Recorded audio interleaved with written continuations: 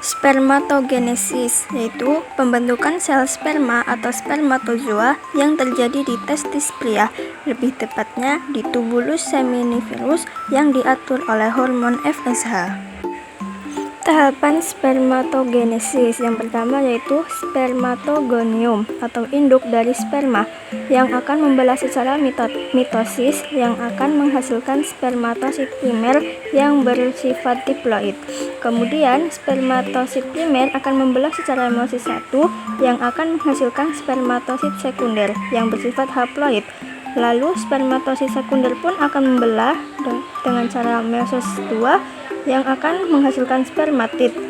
Kemudian spermatid akan mengalami pendewasaan di epididymis yang menghasilkan spermatozoa. Selanjutnya yaitu oogenesis atau proses pembentukan dan pematangan sel telur atau ovum pada wanita yang terjadi di ovarium. Tahapan-tahapan proses oogenesis yang pertama yaitu oogonium atau sel induk yang akan membelah secara mitosis yang menghasilkan oosit primer yang bersifat diploid. Oosit primer akan membelah secara meiosis 1 yang akan menghasilkan oosit sekunder dan badan polar primer. Oosit sekunder sendiri bersifat haploid yang akan membelah secara meiosis 2 yang akan menghasilkan ootit atau sel telur dan badan polar.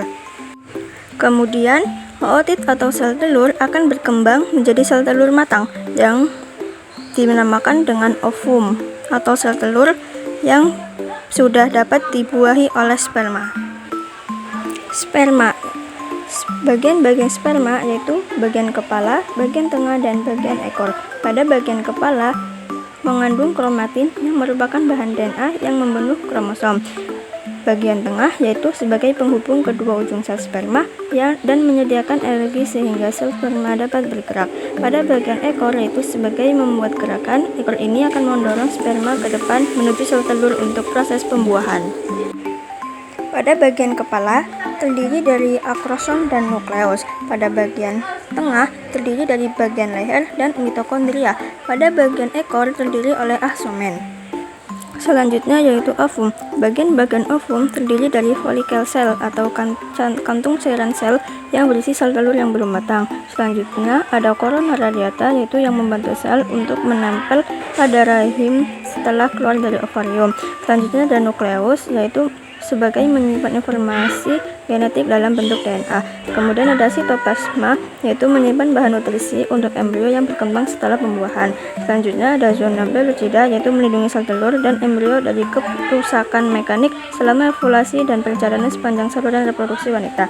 Selanjutnya ada perivitellin space yaitu melindungi oosit, memfasilitasi interaksi antara sperma dan sel telur.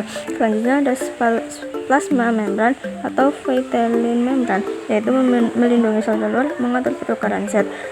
Yang terakhir ada nukleolus yaitu menghasilkan RNA dan ribosom untuk sintesis protein. Selanjutnya yaitu proses fertilisasi atau pembuahan sel telur. Sel telur adalah sel reproduksi wanita yang dihasilkan oleh indung telur. Sel telur akan mengalami pembuahan. Pada hari pertama, sel telur merupakan sel tunggal atau zigot. Pada hari kedua, sel telur akan membelah menjadi 2 sel.